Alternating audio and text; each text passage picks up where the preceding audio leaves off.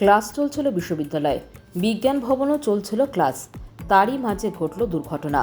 হঠাৎ বিশ্ববিদ্যালয় বিজ্ঞান বিভাগে ঢুকে এক ছাত্রের উপর হামলা প্রাক্তন ছাত্রের।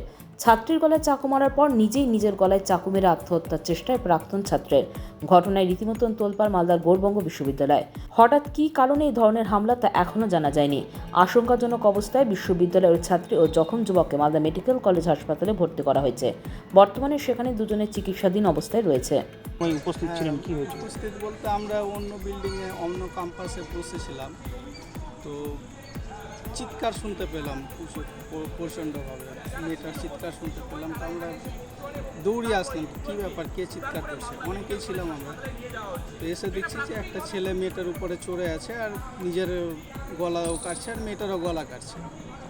প্রত্যক্ষদর্শীদের সঙ্গে কথা বলছে পুলিশ। বিশ্ববিদ্যালয়ের ডেপুটি রেজিস্ট্রার রাজীব পাতিতুন্ডি বলেন, বিশ্ববিদ্যালয় ক্যাম্পাসের মধ্যে একটি ঘটনা ঘটেছে। একজন ছাত্রী জখম অবস্থায় হাসপাতালে চিকিৎসাধীন, পাশাপাশি একজন প্রাক্তন ছাত্র জখম হয়েছে বলে শুনেছি। ঠিক কী কারণে ঘটনা তা এখনো জানা যায়নি। দুজনকে হাসপাতালে ভর্তি করা হয়েছে। ছেলেটা দৌড়িয়ে আবার দোতলায় উঠলো, দোতলায় আবার চাকু হাতেই ছিল, আবার 2-3 বারই মারলো, তারপরে চাকুটা ফেলে নিজে পড়ে গেল। গৌড়বঙ্গ বিশ্ববিদ্যালয়ের সূত্রে জানা গিয়েছে, জখম ছাত্রীর নাম অনুশ্রী চক্রবর্তী। গৌড়বঙ্গ বিশ্ববিদ্যালয়ের অঙ্ক বিভাগের 2য় সেমিস্টারের ছাত্রী সে। প্রাক্তন ছাত্রের নাম অলোক মণ্ডল। সে বিশ্ববিদ্যালয়ে ফিজিক্স বিভাগের পড়ুয়া ছিল। দুজনেরই বাড়ি মালদা শহরে। এদিন হঠাৎ বিশ্ববিদ্যালয়ে আসে প্রাক্তনী। প্রত্যক্ষদর্শীদের কথায় হঠাৎ বিজ্ঞান বিভাগের অঙ্ক বিভাগের সামনে ওই ছাত্রীকে ধরে ফেলে। গলায় এলোপাথারি চাকু মারতে থাকে। তারপর কিছুটা দূরে গিয়ে একটি বেঞ্চের উপরে বসে নিজেই নিজের গলায় এলোপাথারি চাকু মারতে থাকে। ঘটনায় রীতিমতন আতঙ্ক ছড়ায় বিশ্ববিদ্যালয় বিজ্ঞান ভবনে। দ্রুত অন্যান্য ছাত্রছাত্রী বিশ্ববিদ্যালয়ের কর্মীরা দুজনকে উদ্ধার করে মালদা মেডিকেল কলেজ হাসপাতালে নিয়ে যায়। তবে ঠিক কী কারণে এই ধরনের হামলা তা এখনও পরিষ্কার হয়নি। হামলার কারণে ধোঁয়াশা তৈরি হয়েছে। খবর পেয়ে ঘটনাস্থলে ছুটে এসেছে ইংরেজবাজার থানার পুলিশ। ঘটনাস্থল থেকে চাকু সহ বিভিন্ন নমুনা সংগ্রহ করছে।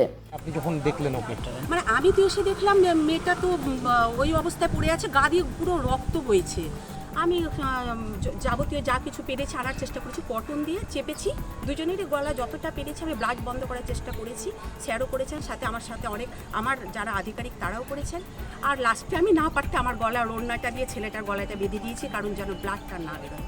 এর উপরে আর আমার এটুকুই কর্তব্য মনে হয়েছে। সেটা তো একটা অস্বাভাবিক ঘটনা, এরকম তো কখনো দেখিনি, কখনো শুনিনি। কিন্তু তারপরেও কিভাবে হলো সেটা তো আর বলতে পারছি না। প্রত্যক্ষদর্শীদের সঙ্গে কথা বলছে পুলিশ। বিশ্ববিদ্যালয়ের ডেপুটি রেজিস্ট্রার রাজীব পাতিতুন্ডি বলেন, বিশ্ববিদ্যালয় ক্যাম্পাসের মধ্যে একটি ঘটনা ঘটেছে। একজন ছাত্রী জখম অবস্থায় হাসপাতালে চিকিৎসাধীন, পাশাপাশি একজন প্রাক্তন ছাত্র জখম হয়েছে বলে শুনেছি। ঠিক কী কারণে ঘটনা তা এখনও জানা যায়নি। দুজনকে হাসপাতালে ভর্তি করা হয়েছে। দেখুন, আমরা তো অ্যাডমিনিস্ট্রেশনে আছি। আমরা এই সায়েন্স বিল্ডিংয়ে একটি দুর্ঘটনা ঘটেছে। একটি আমাদের যেটুকু জানতে পেরেছি এখনো পর্যন্ত, এটি প্রাক্তন ছাত্র কোনো আমাদের বর্তমান ছাত্রীকে আঘাত করেছে এবং তবে নিজেও আহত হয়েছে। কি করে আহত হয়েছে, মানে ছুরিকাঘাত হয়েছে। এবং আমরা এই মুহূর্তে আমরা টাইম টু টাইম সবারই সাথে পুলিশ প্রশাসন সব ওদেরকে ছাত্রছাত্রী দুজনকেই হসপিটালে নিয়ে যাওয়া হয়েছে। এই মুহূর্তে আমাদের কাছে সবথেকে গুরুত্বপূর্ণ হচ্ছে ওদের দুজনের জীবন, মানে আমাদেরই ছাত্রছাত্রী যেই হোক না কেন ওদের। আর বাকি বিষয়টা পরে আমরা দেখছি। মানে খুবই আর্জেন্ট সিচুয়েশনের মধ্যে আমরা আছি। আমাদের শিক্ষক আছেন, সবাই আছেন।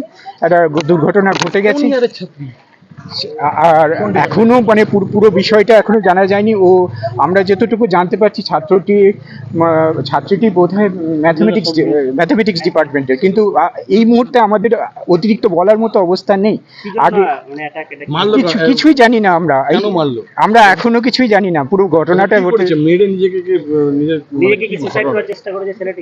ওটা বলতে পারবো না। এখনো পর্যন্ত আমাদের কাছে প্রায়োরিটি বিষয় হলো যে ছাত্রছাত্রীদের জীবন বাঁচানো, কারণ যথেষ্ট রক্তপাত হয়েছে। আর উপাচার্য মহাশয় আছেন, রেজিস্ট্রার স্যারকে টাইম টু টাইম উনিও খুব মানে অ্যাক্টিভলি জিনিসটা দেখছেন। দুর্ঘটনা কিভাবে দেখছেন এই ইউনিভার্সিটির মধ্যে? দেখুন, হঠাৎ করে ঘটে যাওয়া দুর্ঘটনা এখন আমরা সেই মতো অবস্থায় নেই। আমরা প্রাথমিকভাবে চাইছি যে তাদের জীবনটা আগে জীবন সংশয়টা থেকে বেরিয়ে আসুক, তারপর আমাদের আলোচনা করার সময় অনেক থাকবে। আমরা নিশ্চয়ই কথা বলবো সবারই সাথে। ছেলেটির হাতে কি ছিল? একটা ছুরি ছিল বোধহয়, সেটা শোনা কথা সবটাই আমাদের কাছে, কারণ যারা এসেছে তারা একাডেমিক ডিপার্টমেন্টে। হ্যাঁ, ব্যুরো নিউজ বাংলা টাইমস।